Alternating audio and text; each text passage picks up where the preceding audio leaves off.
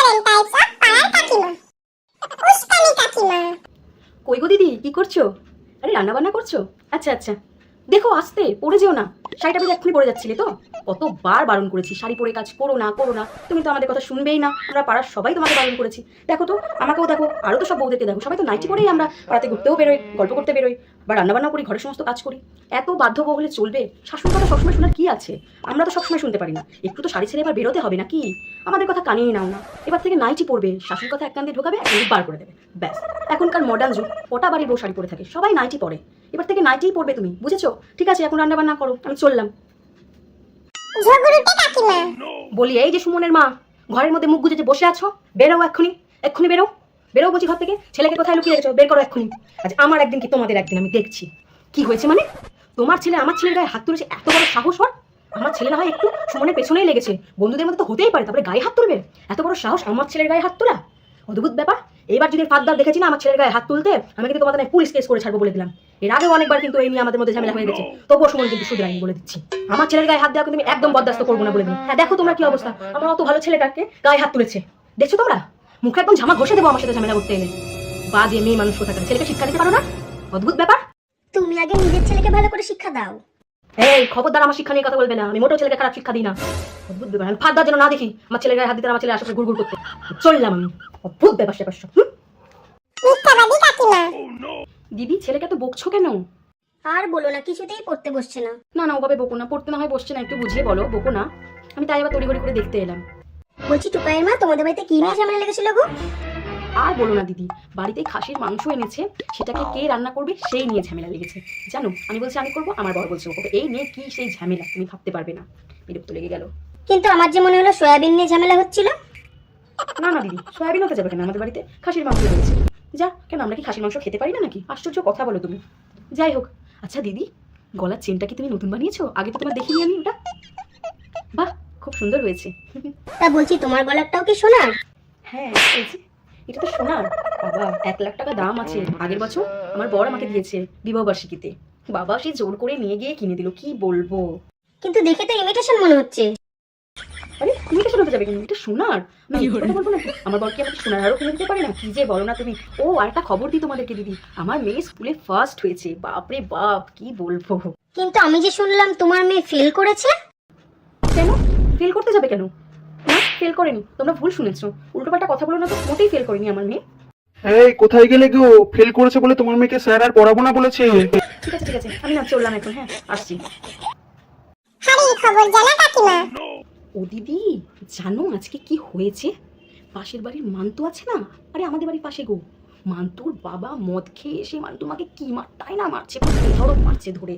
আমি তো আমাদের জানলা দিয়ে শুনছিলাম, একটু কান পেতে শোনার চেষ্টা করছিলাম। তো কি চিৎকার তুমি ভাবতে পারবে না, দরজা বন্ধ করে মারছে। আমি আবার শুনে তোমাকে বলতে এলাম, তুমি তো জানোই আমি আবার শুনে কিছু না বলে আমার পেটে কেমন গুড়গুড় করে। যাই হোক, তারপরে ওই তিতাস আছে না, আরে আমাদের পেছনের বাড়ির তিতাস, চিনতে পারলে তো? হ্যাঁ, ও পালিয়ে গেছে ওয়াইফাইয়ের সাথে। আর সেই হুলস্থুল কাণ্ড, তোমরা তো বাইরেই বেরো না, তো জানবে কি করে? কি কেচ্ছা, আর এটা পুরো কেচ্ছাতে ভরে গেল। বাপরে বাপ, আর ভালো লাগে না, মনে হয় বাড়ি থেকে চলে যেতে পারলে বাঁচি। তো যাই হোক, আমি তো রোজই আসি তোমাদের হাড়ির খবর নিতে, না মানে তোমাদের সাথে গল্প করতে। তো আজকে আবার এলাম, আর কথাগুলো তোমাদেরকে বলে গেলাম, তোমরা যা যা জানো।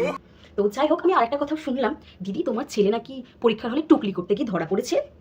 যা, কি যাতা বলছো, পাড়ার সবাই তো বলছে তোমার ছেলে টুকলি করতে গিয়ে ধরা পড়েছে। না না দিদি, ঠিক আছে আমি আসছি, হ্যাঁ আমার আবার পাশের বাড়িতে যেতে হবে, ওদেরও হাড়ির খবর কিছু নিতে হবে। আমি চললাম গো দিদি, দিদি আসি, হ্যাঁ। হিংসুটে কাকিমা। আরে দিদি, তুমি কি হয়েছে বলো? আর বলো না, আমাদের টিভিটা খারাপ হয়ে গেছে, তাই তোমাদের বাড়িতে একটু সিরিয়াল দেখতে এলাম। না দিদি, আমাদেরও তো টিভিটা খারাপ হয়ে গেছে, আমাদেরও তো টিভিটা চলছে না দিদি। কি বলবো, কতদিন হয়ে গেল টিভি দেখতে পাচ্ছি না, বিরক্ত লেগে যাচ্ছে জানো। কিন্তু আমি তো একটু আগে তোমার বাড়ি থেকে টিভির আওয়াজ পাচ্ছিলাম। না না, তুমি ভুল শুনেছো, আমাদের বাড়ি থেকে না, তাহলে তুমি বোধহয় পাশের বাড়ির আওয়াজ শুনেছো। আমাদের বাড়িতে তো টিভি খারাপ দিদি, কি বলবো, না হলে তোমাকে শুধু শুধু মিথ্যে কথা বলবো বলো, তাই না? এসো না, ঘরে এসো না। মা, রিমোটটা কই গো? মুভি দেখবো, খুঁজে পাচ্ছি না।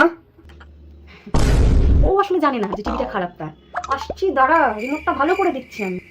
আসলে দিদি কি বলতো, ও জানে না যে টিভিটা খারাপ, তার ও দেখে না তো, পড়াশোনা নিয়েই ব্যস্ত থাকে সারাক্ষণ।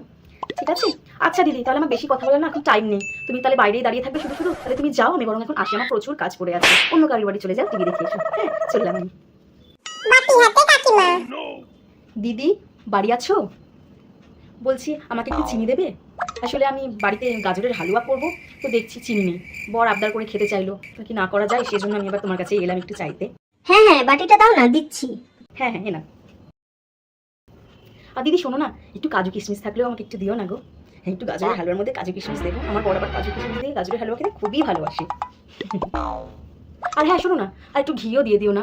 ঘিয়ের গন্ধে গাজরের হালুয়া ও যা স্বাদ হবে না, একটু নিয়ে এসে দাও তাহলে। ও বাবা, আবার ঘিও চাই?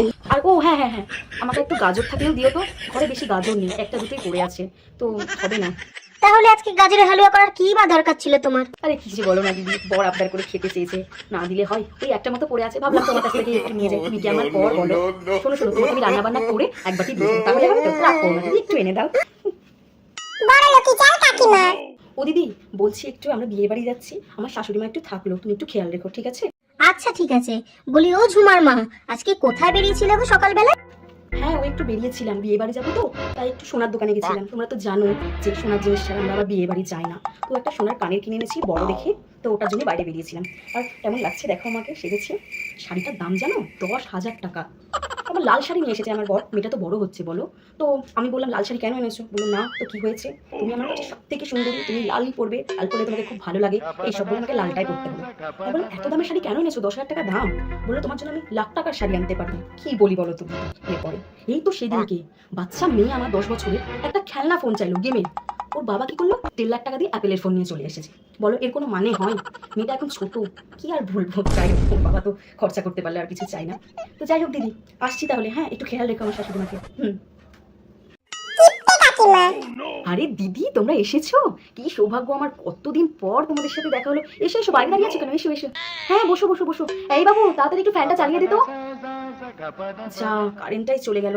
ভাগ্যিস মেন সুইচটা অফ করে দিয়েছে বাবু ঠিক সময়, নাহলে যে কত বিল উঠতো। দিদি একটু বসো, হ্যাঁ গরমে কষ্ট হচ্ছে আমি বুঝতে পারছি, একটু বসো। আমি দাঁড়া একটু পাখা এনে দিচ্ছি তোমাদেরকে, ঠিক আছে? আর কি খাবে বলো? না তাই বললে হয়? গৃহস্থের বাড়ি এসেছো, না খেয়ে গেলে হয়? শুধু মুখে তো আমি যেতেই দেবো না। না একদমই আমি যেতে দেবো না। বসো, আমি একটু জল নিয়ে আসছি তোমাদের জন্য, পেট ভরে কিন্তু জল খাবে। আসছি, দাঁড়াও। কি গো, তোমরা সব গল্প গল্প শুরু করে দিয়েছো? আমি ছাড়াই শুরু করে দিয়েছো? আমি ছাড়া তোমাদের গল্প জমবে? আমার তো মনে হয় না।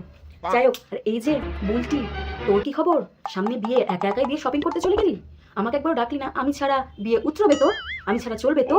দেখবো দেখবো কত চলে।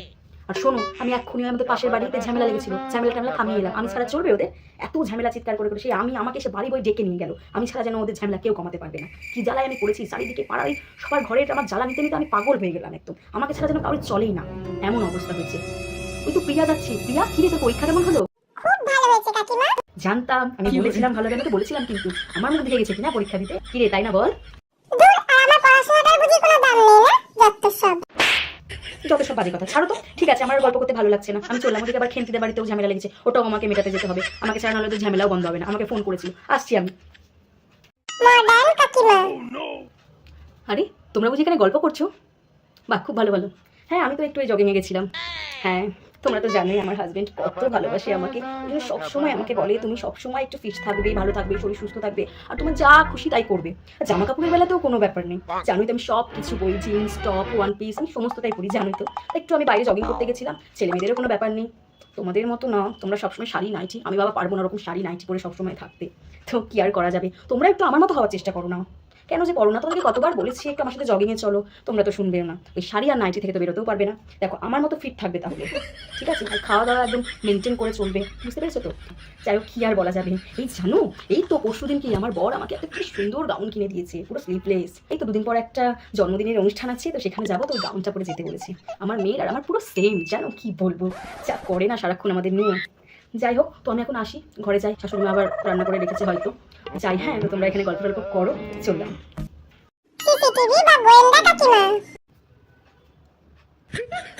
আরে আরে আরে, রিনাদির বাড়িতে ওটা কে ঢুকলো?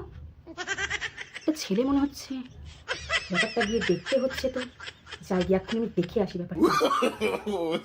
রিনাদি, ও রিনাদি, কই একবার বাইরে এসো তো। বলছি যে ঘরে কে ঢুকেছে? আমার চোখে ফাঁকি দেওয়া কিন্তু অত সহজ না। কে ঢুকেছে বাড়িতে? আমি ছাদ থেকে ঠিক লক্ষ্য করেছি। বের করো বের করো। এই তোমার বর কোথায় বলো তো? বাড়িতে নেই? ও বাবা, তাহলে তো পোয়া 12। কে ঢুকেছে ঘরে? কে ঢুকেছে? তাড়াতাড়ি বের করো, বের করো, নাহলে কিন্তু গোটা পাড়া রাখতে হবে। আমার চোখকে ফাঁকি দেওয়া একদম সম্ভব নয়। সবাই আমাকে এই পাড়াতে জানুই ভালো মতো গোয়েন্দা সুমি বলেই কিন্তু চেনে। তাড়াতাড়ি বের করো। এই তো হতভাগাটাকে পেয়েছি। কি ব্যাপার? হ্যাঁ, আমাদের পাড়ায় এসে গোয়েন্দা সুমির চোখের সামনে দিয়ে তুমি অন্য বাড়িতে ঢুকে যাবে? কি ভেবেছিলে গোয়েন্দা সুমির চোখকে ফাঁকি দিয়ে তুমি বাড়িতে ঢুকে পড়বে? চলো এক্ষুনি বেরো, যাও। ঠিক আছে, আমি কিন্তু ওয়ার্নিং দিয়ে গেলাম, এভাবে কিন্তু খবরদার ঘরে কাউকে ঢোকাবে না। আমি তাহলে পাড়ার লোককে সব জানাবো। আমার কিন্তু সব দিকে নজর আছে, সাবধানে থাকবে, না হলে এরপরে বরের কানে কিন্তু কথাটা চলে যাবে। ঠিক আছে? দিদি, তোমরা কি গল্প করছো গো? আরে রুম্পার মা, বাইরে এসো না। না গো দিদি, আমি বাড়ি থেকে বেরোতে পারবো না। জানোই তো শাশুড়ি মা কেমন বকাবকি করে। আমি এখানে জানলার পাশ দিয়ে শুনছিলাম তোমরা গল্প করছো, তাই একটু দেখতে এলাম। শাশুড়ি মা ঘুমোচ্ছেন তাই। এই আমরা পাড়ার বউরা মিলে একটু ঘুরতে যাওয়ার প্ল্যান করছি। ও, তোমরা বুঝি ঘুরতে যাবে? খুব ভালো, যাও ঘুরে এসো। তুমিও চলো না আমাদের সাথে। কি যে বলো দিদি, বাবা না না, আমি যেতে পারবো না। শাশুড়ি মা তাহলে খুব বকা দেবে, আর আমার বড় খুব বকবে, আমার খুব ভয় লাগে গো। তাহলে পাশে রেশমিদের বাড়িতে চলো, চা খেয়ে আসি। বাবা চা খেতে পাশের বাড়ি? বাবা ভাবাই যায় না, পাশের বাড়ি গেলেও আমাকে বকবে আমার শাশুড়ি মা। জানোই তো কেমন, আমাকে সারাক্ষণ ভয়ে ভয়ে থাকতে হয়। তোমরা কত ভালো আছো। আজকে একটু রান্না করতে দেরি হয়েছে বলে একটু চিৎকার করে ওই বাবা শুনে নেবে। বাবা আমি সব কিছু বলবো না, আমি কোনো কথাও বলতে পারি না একটু ওনার ভয়ে। আমাকে যদি আবার এসে দেখে তোমাদের সাথে গল্প করছি, আমাকে কি যে করবে। ওই বোধহয় শাশুড়ি মা উঠে গেছি। না না বাবা, আমি আর গল্প করতে পারবো না। আসি গো দিদি, তোমরা না আবার কাউকে বলো না যে আমি তোমাদের সাথে গল্প করেছি। হ্যাঁ, আমার শাশুড়ি মাকে বলো না, আর বড়কেও বলো না। আসছি আমি, হ্যাঁ হ্যাঁ চললাম। no, no, no, no.